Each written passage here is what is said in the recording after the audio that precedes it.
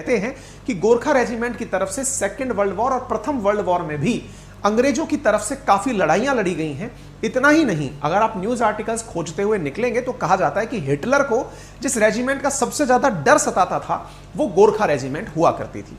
देश 1947 के अंदर आजाद के अंदर मेंशन है कि गोरखा सिपाही भारत से रिटायर्ड होकर जब नेपाल चले जाते हैं, क्योंकि नेपाल से आते भारत हैं, रिटायर्ड होकर वापस जब नेपाल चले जाते हैं तो भारत द्वारा उन रिटायर्ड सैनिकों को दी जाने वाली जो पेंशन है और गोरखा सैनिकों को जो दी जाने वाली तनख्वाह है, अगर इन्हें जोड़ दिया जाए तो ये अराउंड 4200 करोड़ रुपए सालाना बैठती है, जो कि नेपाल के रक्षा बजट से भी ज्यादा है। आप इनका नाम है सैम मानेकशॉ, जिन पर फिल्म भी बन रही है, विकी कौशल जिसमें सैम मानेकशॉ का रोल प्ले करेंगे, जिन्होंने भारत को कई निर्णायक युद्धों में विजय दिलाई है।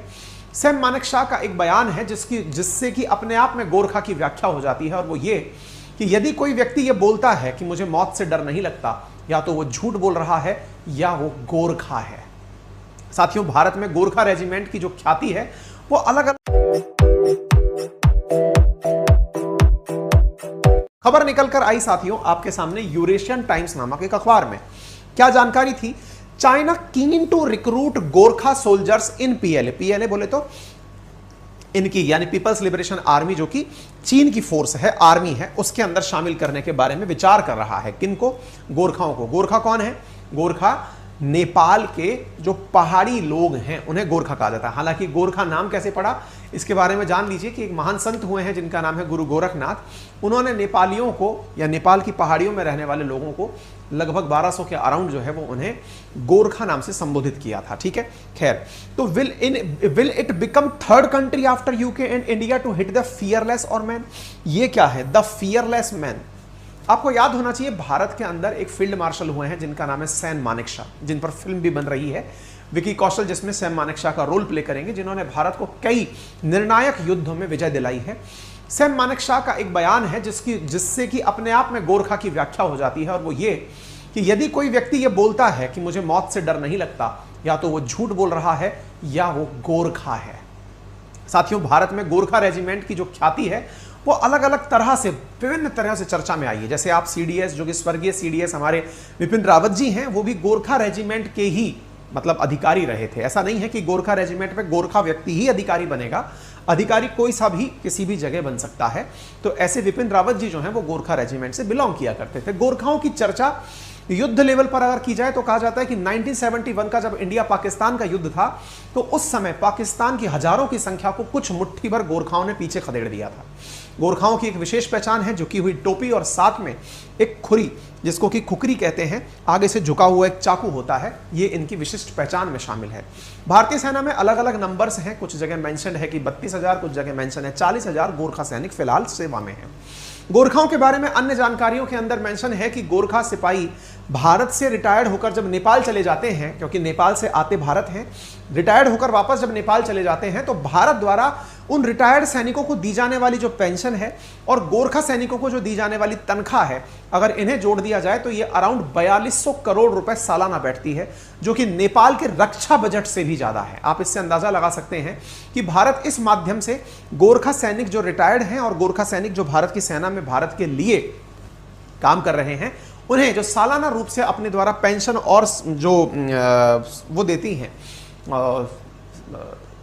वेतन देती हैं, उसकी वैल्यू 4200 करोड़ रुपए है। 4200 करोड़ रुपए का अनुमान जो है, अच्छा, ये सब बातें जो मैं आपको बताता हूं ना, ये सब बातें किसी ना किसी न्यूज़पेपर में, किसी ना किसी आर्टिकल में लिखी हुई, पढ़ी हुई होती हैं। समटाइम्स हम उनकी कटिंग्स आपको दिखाते हैं, समटाइम्स उनका लिखा हुआ कंटेंट आपको दिखाते हैं, ठीक है ना। तो उन्हीं में से मैं पढ़ करके आपको ये सारी जानकारियां दे रहा हूं। अच्छा, अब बड़ा सवाल ये बनता है, और ये बनना भी चाहिए। क्यों बनना चाहिए? क्योंकि असल में इंडिया में नेपाल के जो सैनिक हैं उन्होंने भारत के लिए काफी युद्ध लड़े हैं। इसका मतलब यह हुआ कि गोरखा और भारत के बीच का जो संबंध है वो काफी प्रगाढ़ है। लेकिन समय के साथ में नेपाल के अंदर सत्ता का बदलाव होता गया और साथ साथ भारत की नीतियों का भी बदलाव होता गया। आपको मैं यहां जानकारी दे दूं कि यहां पर जिन गोरखाओं की हम बात करने जा रहे हैं वो गोरखा ना केवल भारत की सेना में है, बल्कि वो यूके यानी यूनाइटेड किंगडम की सेना में भी शामिल हैं। आपको याद दिला दूं कि भारत में शामिल होने से पहले भारत असल में ब्रिटेन के अधीन ही तो एक देश हुआ करता था। जब हम ब्रिटेन की अधीनता में थे तब ब्रिटिशर्स ने नेपाल पर एक बार विजय प्राप्त करने के लिए युद्ध लड़ा। That was the time around 1815 के आसपास। तब ब्रिटिशर्स के द्वारा नेपाल को अपने अधीन करने का जो प्रयास किया गया, जिसमें नेपाल को युद्ध में हरा दिया गया, उस समय नेपाल को युद्ध में हराकर तत्कालीन जो ब्रिटेन के उस समय जो सेना नायक थे, वो गोरखाओं की जो बहादुरी थे उससे बहुत ज्यादा इंप्रेस्ड हुए थे। तो 1816 में नेपाल और ब्रिटेन के बीच में तत्कालीन ब्रिटिश इंडिया भारत हुआ करता था। ब्रिटिश इंडिया और नेपाल के बीच में एक सुगौली की संधि हुई, जिसमें कि एरिया डिसाइड किया गया, कौन सा क्षेत्र किसके अधीन रहेगा। और उस सुगौली की संधि के आधार पर ही ब्रिटिशर्स जो हैं वो गोरखाओं से इतने प्रभावित हुए कि वो उन्हें अपने साथ में सेना में शामिल करना चाहते थे। साथियों, उसके बाद से लेकर ब्रिटिशर्स ने नेपाल के गोरखाओं को अपनी सेना में शामिल करना शुरू किया। ब्रिटिशर्स जब भारत पर ब्रिटिश इंडिया के रूप में हुकूमत करते रहे, उस समय पर गोरखा रेजिमेंट जो ब्रिटिशर्स के पास हुआ करती थी तत्कालीन भारत में, उस समय की गोरखा रेजिमेंट ने अंग्रेजों की तरफ से काफी युद्ध लड़े हैं। कहते हैं कि गोरखा रेजिमेंट की तरफ से सेकेंड वर्ल्ड वॉर और प्रथम वर्ल्ड वॉर में भी अंग्रेजों की तरफ से काफी लड़ाइयां लड़ी गई हैं।